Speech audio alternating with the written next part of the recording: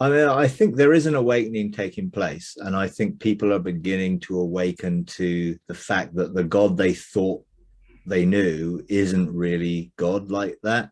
And I think God, that is, the spirit is moving within people to begin to challenge that old view of God. And, to be able to share that this is a journey that I've been on for a long time. Is it's not just oh, the light comes on and you just immediately have this epiphany that God is different. There's got to be an experience of engaging Him for that reality to take place. You can't just have information. There's got to be experience that backs it up. And that the experiences of God's love reveal the nature of that unconditional sense. Unconditional love to me is the key. And people just, the religious programming programs conditions. That's what it does. Religion in its own right programs conditions for acceptance, whereas unconditional love has no conditions to acceptance. And God is unconditionally loving. He is unconditional in the way in which He treats all His children and creation itself. And I think that is where I really probably will start really on the Zoom calls and things like that, with, really unconditional love and the implications of unconditional love for our belief systems, our understanding and view of God and all of that. Because I think for me, that's the topic which is most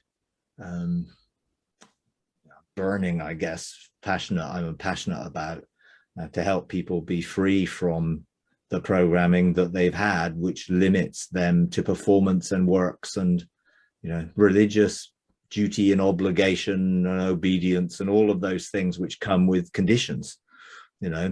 Unconditional really does mean unconditional. There are no conditions applied, and people just can't accept that, because the religious programming just brings so much guilt, shame, condemnation that makes conditions sort of, inevitable on it. And, to be able to bring people into the freedom of experiencing unconditional love and then loving others as they have been loved. And I think that is the key. When Jesus said, love one another as I have loved you, that's what I want to see happen, for people to experience being loved unconditionally by their Father in heaven,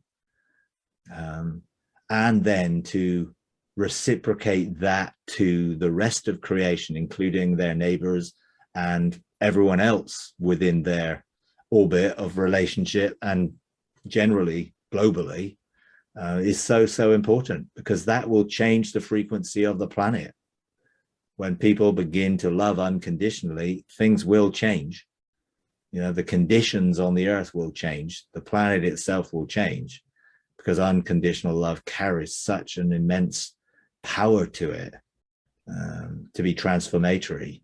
So I'm really believing that this is what God is doing. He's awakening people, and it's hard. I mean, I know how hard it's been for me to, admit that the things that I thought were true aren't true, and then to jettison those things and embrace a whole different perspective. It's not easy to be deconstructed and have your mindsets challenged, and you have to know you're loved unconditionally, and it's okay. And it's okay to be real then with God, because you're not fearing Him.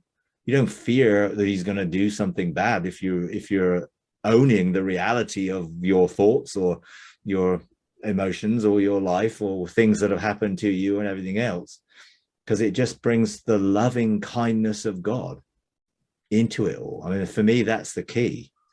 It's God's loving kindness, which just is the expression of Him towards everyone and everything else, which is wonderful, really.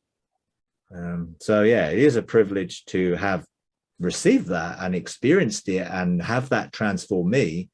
But I just want so many other people to also experience the joy of it and the freedom of it, so we can just learn to be